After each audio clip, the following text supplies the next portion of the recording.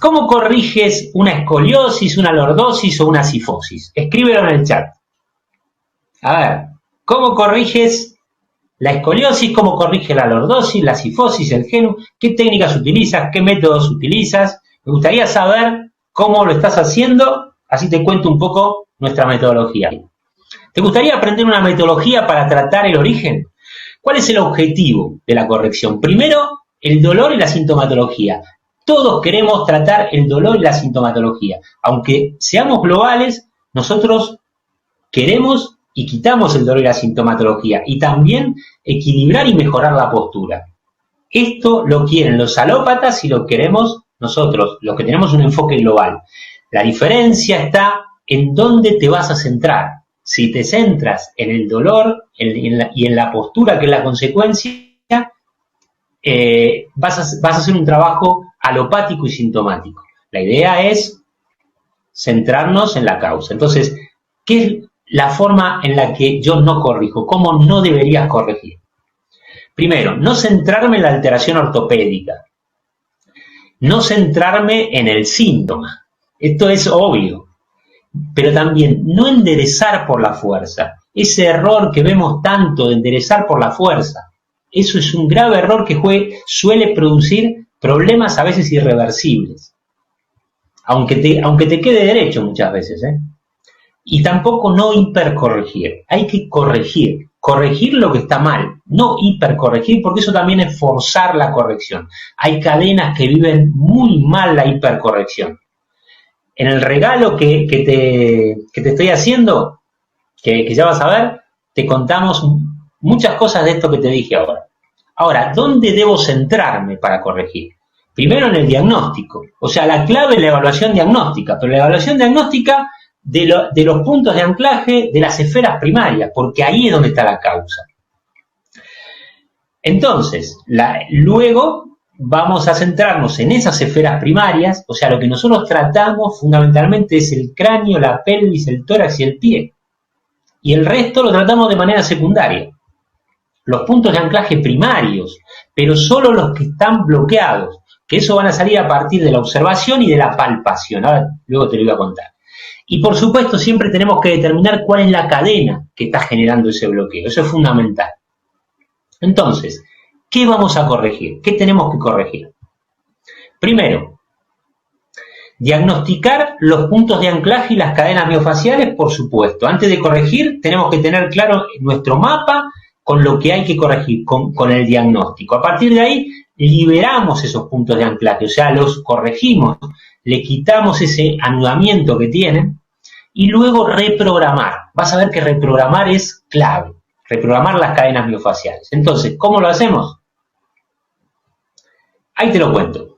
Primero, vamos a diagnosticar los puntos de anclaje y las cadenas miofaciales a través de la observación, observando esas zonas claves, la posición en las que están y luego palpando la movilidad. Entonces, por ejemplo, si las clavículas están más en V, entonces es que aquí puede haber una cadena de cierre. Si el esternón está hundido, puede haber una cadena de flexión.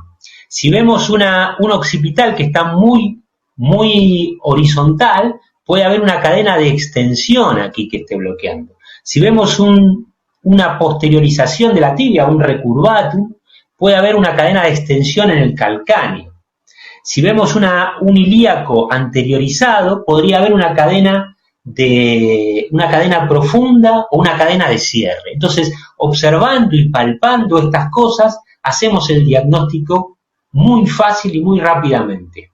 Luego, liberar los puntos de anclaje. Lo primero es desanudarlos. O sea, vamos a ir a esos puntos de anclaje con técnicas manuales, con técnicas de puesta en tensión, con técnicas de lemniscata, incluso con la técnica que se te ocurra, para desanudar esos puntos de anclaje. Vamos a liberar a la cadena miofacial en ese punto de anclaje que está haciendo daño.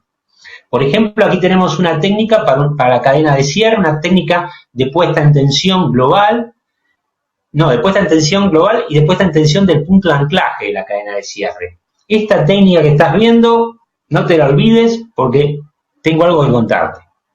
Muy bien. Entonces, con esta técnica lo que hacemos es trabajar sobre la cadena de cierre, en este caso en la cintura escapular.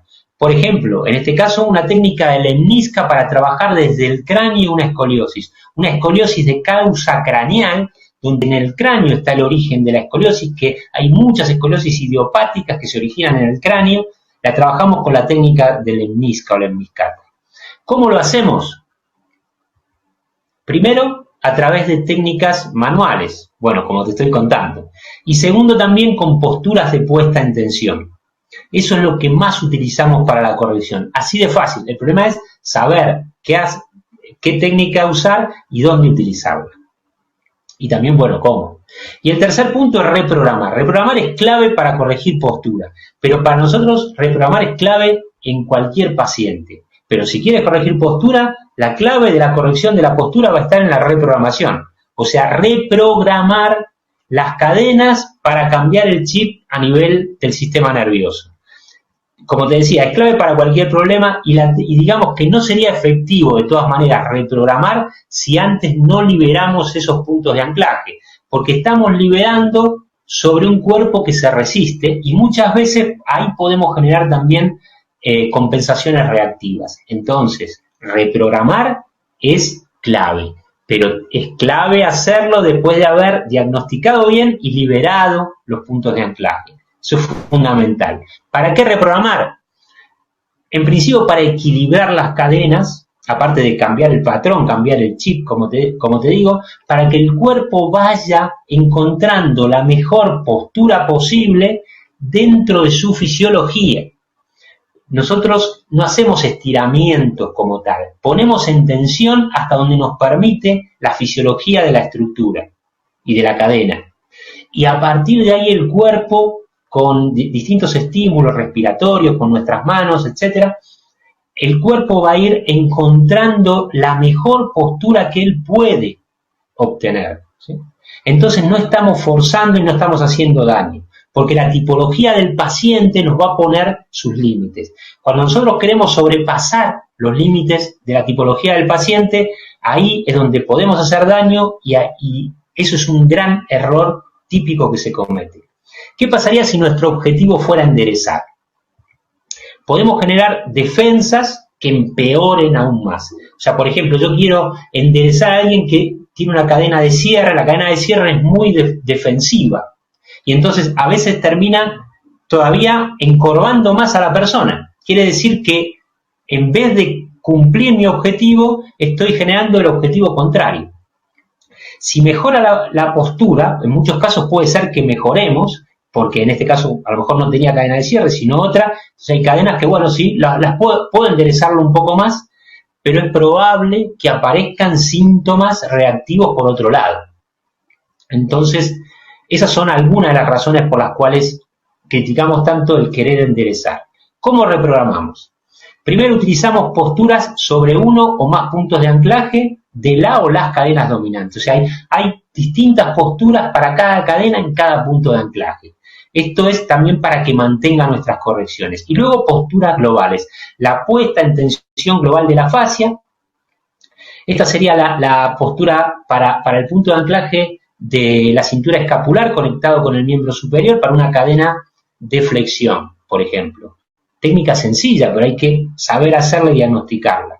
Aquí tenemos para una cadena de extensión, ¿sí? Faltaría agregar algo debajo de los metatarsos para trabajarla en todo sentido. Y las posturas globales nos basamos en las posturas de RPG, pero trabajamos siempre hasta donde nos permite la fisiología. Nunca forzamos la postura. Y vamos trabajando en distintos ángulos y demás, porque la idea es tirar desde todos los extremos posibles del cuerpo y a partir de ahí generar estímulos que vayan enfocados a la zona que queremos trabajar en particular. Utilizamos a veces la K-stretch, la idea es poner la tensión desde todos los extremos para generar esa puesta en tensión. Mucho trabajo con la respiración. ¿Sí? Utilizamos distintas posturas de apertura, de cierre, según lo que el paciente requiere.